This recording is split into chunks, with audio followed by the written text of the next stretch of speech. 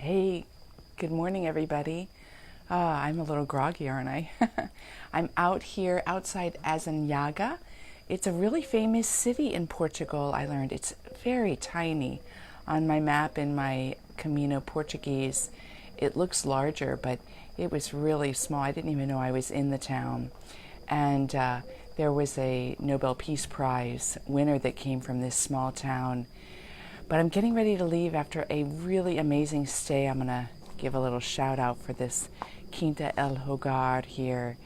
They do excursions, they host pilgrims, they do horseback riding events and all sorts of things. So come and patronize them. They're from the UK and they've made a home here in Portugal and are just incredibly lovely. So I wanted to continue on the topic of staying the course. Yesterday, my reflection was about the paradox of it, about remaining stable, and from that place of remaining stable, adjusting the sails and adjusting the rudder as you need to stay the course of your soul desire or your life purpose. I kind of use a lot of phrases interchangeably, don't I? And for me, your life purpose is really caught up with your soul, its life in this world. Since the soul, in my understanding, is eternal, it's here for something. There's a reason. And keying into the soul's very desires are the key to your happiness, because you discover who you are and why you're here. And they're the key to your happiness because they give you your reason, your joie de vivre. And I know as human beings, whenever I run across people who have a real sense of purpose, that reason for living is such a cause of enduring joy. I want to add to that paradox by quoting something from The Alchemist. This is far along in The Alchemist. It's when the young shepherd boy is with the alchemist himself and being taught. And the alchemist gives away all the young boy's savings to save their life. They go into enemy territory, even though they are not of any side in the tribes in the desert. They go into the territory of one of the most powerful chieftains. And to save their lives, the alchemist makes a promise.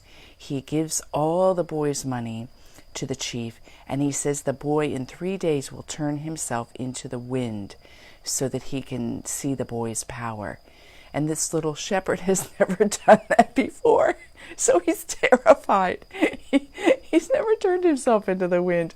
And so he's shaking, not only because he's now lost everything he has saved all his life, but because their lives are on the line for him to turn himself into the wind.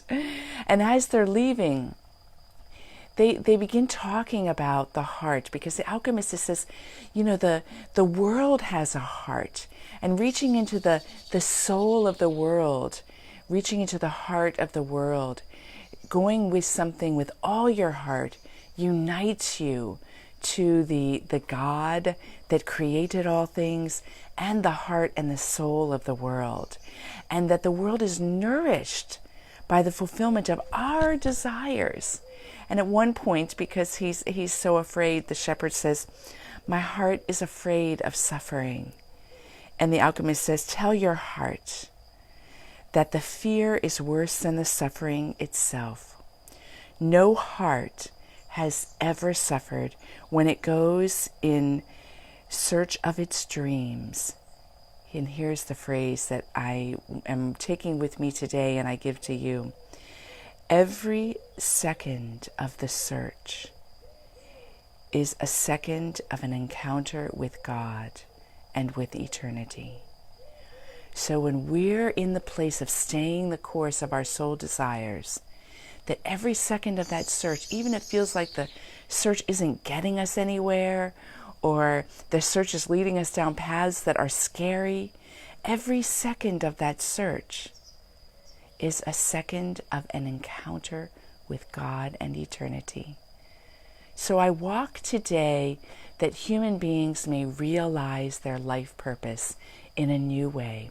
I walk today that we as human beings, myself included, may care more about going on the search of our dreams than anything else that might scare us away.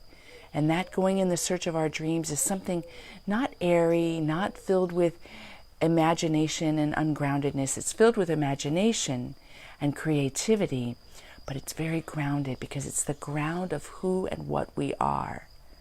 Like Joseph Campbell said so well, follow your bliss. So may we give all to follow our bliss, because the world will be better for it. All right, I'll see you at the next location.